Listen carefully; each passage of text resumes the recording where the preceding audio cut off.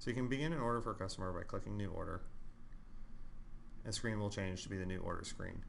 Here there's going to be a varying list of options, but currently you'll always see Sales and Charges, Office List, History, Pickups and Credits. Then depending on what you have set up, you can see Walk Around, a Product Target List, or some promotions. If you click Sales and Charges, you see a blank screen. It's a blank invoice. This is where you can start from scratch. You can click the plus, and it'll go to your full product list. Down at the bottom there will be categories, non-alcoholic, billing codes, beer, wine. If you're using this or looking at it for the first time and your wine is grouped in with your beer, you might have to go to your brand flag and turn on the wine. Some things that the first time eoTouch users we've had to help. Support can help you easily update those if you reach out to them if you're seeing it's wrong. This list is alphabetical, and we now have on the side a scroll bar that has numbers and letters. So you can click down by say an M and jump quickly. Click on a 3, I can jump back up. There's a search bar up top that'll search by just this string, so I can look for all my cups, and it'll narrow down to show me all the cup options. You can also search it by an exact product code. So if I know that my product is, I'm actually going to be guessing here, 172566. Well, I'll come back. If you know the exact product code, even though it's not displaying right now, as many of the salespeople have memorized, hey, this is what I'm selling. You can type in the search bar, and when you hit the exact product code, it'll come up for you. To add something in the order, simply click on it. It adds a little checkbox. You can add multiple products. And then to go back, click on the Sales and Charges there in the center at the top. It'll go back to the once blank invoice and have line items for everything I've added. Then I can click in the order box and increase how many I want to buy by tapping on it and choosing 1 down at the bottom. I can get more details on the product by clicking on this little blue arrow on the left hand side. The screen will change. If your database has photos, you can see the photos here. Now I can also see the product number, see that it's 137075, and I can also see the UPC. There's additional abilities here if you want to set special price or change the discounts and change deposits. This database has a password, so the user can't do it. But if I click on the password and enter my oh so strong password of the letter A, then that becomes available to me and I can enter a discount if I wanted to. Now when I go back, I'm still ordering 1, but on the invoice, by jumping over to invoice, I could look at it and see that I'm ordering 1 Sprite.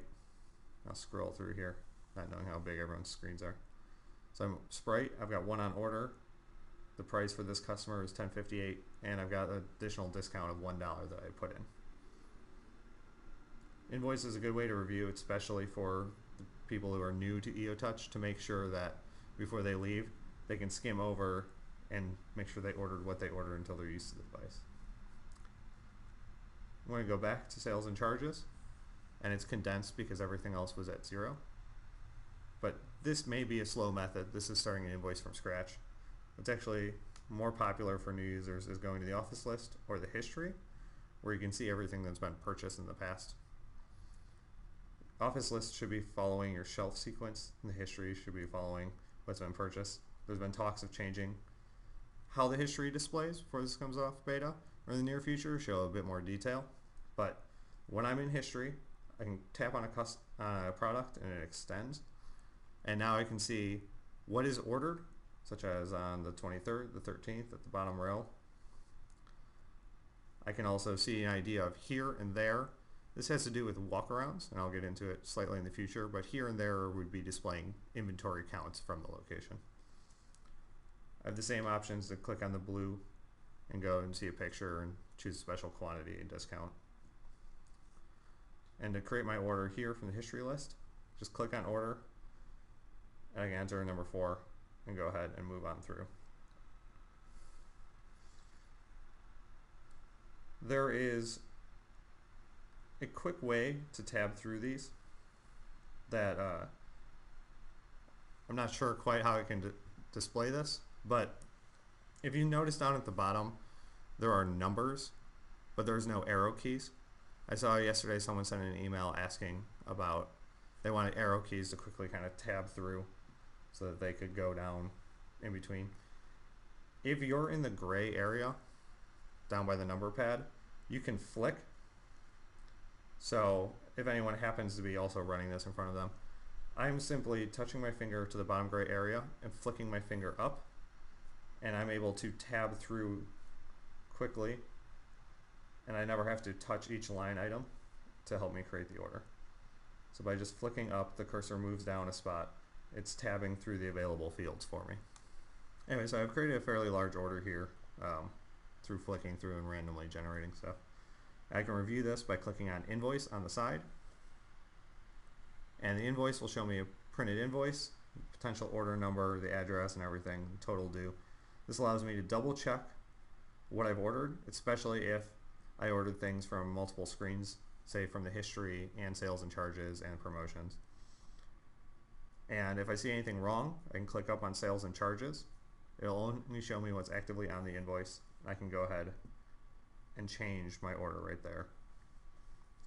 There's another feature, but on this iPad I don't have my email account linked to it. If you have the email set up on your iDevice, there is a little share logo that's in the upper right hand corner. It gives you the option to email this invoice. You can email it to the customer, or you can email a copy to yourself or back to the office. I often suggest it during the beta. Some users have been, either they're new, or if one of the devices had been losing orders and they weren't sure why, you'd email yourself a copy of the invoice and then you'd have it just in case, and you didn't have to recreate the whole thing from scratch. If I go to the More option, there's a PO number I can enter here. I can also say who I took the order from, and this is also where the Salesforce can put in a delivery note for construction out front, or no one's there before 4. The standard delivery note that you like to pop up on the delivery handle for people. You can also use here to change the order type or a special delivery date, depending on the options you give your employees. And then you can go back to the invoice and try and review that. In addition, on the order screen here, down below, you can see promotions. This is where a promotion list will appear for you. You can click on the promotion, get a description of it, the dates it's running, and I click, and I can add. I happen to already be buying things, but you can go to the promotion, choose, sell the promoted items, and then also still go to the history and add more things from there. You can use all of these screens in conjunction, and they will all be creating one invoice for you under the header, where you can see the order number up at the top. Also worth noting is that pickups and credits are a little bit different than they used to be on the handheld, whereas you used to probably enter a pickup as a -2 sale. We don't have the negative option on here. What we do have is a whole screen for pickups and credits. So now if you're saying shells, you can say 5. I'm picking up 5 shells. You're in the pickups and credits screen. It'll still appear on the invoice as a negative,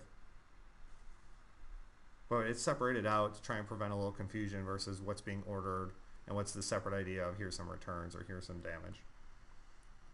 The pickups and credits works the same. You still have the same search feature at the top. You also have a plus button. It's also a feature I left out before, where there's a little scan, if you guys can see this, on the search bar. If you click scan, it uses the device's camera to become a barcode reader. I don't have a barcode here in front of me with the product in the database, but it's something that when you have the device you can play with, but no problem. Okay, that is the basic order structure here, with putting in orders, creating and stuff. What I'm going to do is I'm going to back out, and now we can review some of the things I didn't talk about before. I'm back on the customer panel, and before I mentioned surveys. If you create a survey, especially I know a lot of our Miller customers have been creating point of sale surveys. This is where it appears. Currently, this application doesn't have a pop-up for the mandatory surveys that have to be done daily or that is coming, but there will be messages. So this one is a survey that has to be done daily, so it says mandatory. If it is a mandatory survey that has to be done this month it'll say available, don't have to take today. It has a little message there to indicate it, but to take the survey, you simply click on it and it'll display the questions. Here, when displaying the question, you see a little arrow to the left. I can pull that over and it'll show me my options, yes or no. I simply select one and then I see a green check mark that I've answered it. And surveys will list out your questions like this and go through them pretty quickly.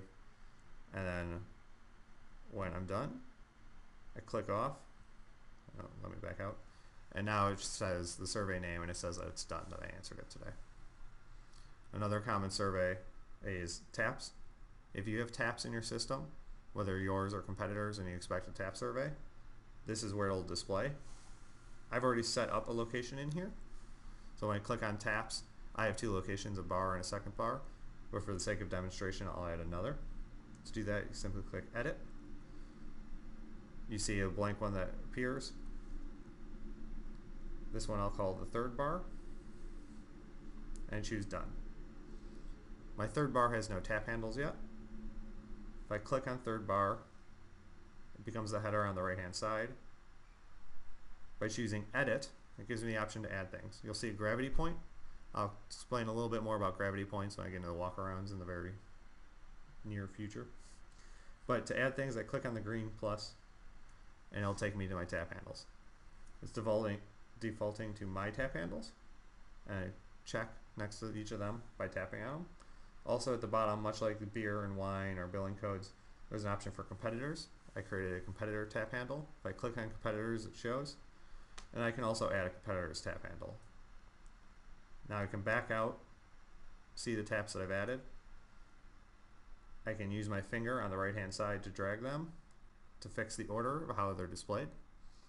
I can also choose, if I want, to click the plus and go ahead and add more taps. So maybe I have 4 of mine and only 1 of theirs, and theirs is in the middle. That's available to me. If I didn't mean to click them all, simply click on the red X, or red line, I'm sorry. It turns, I can choose delete, and I can remove it. When I'm done, I have a list of the taps, and I can go back, and it says now taps, 13 tap handles total, and the time I surveyed it at.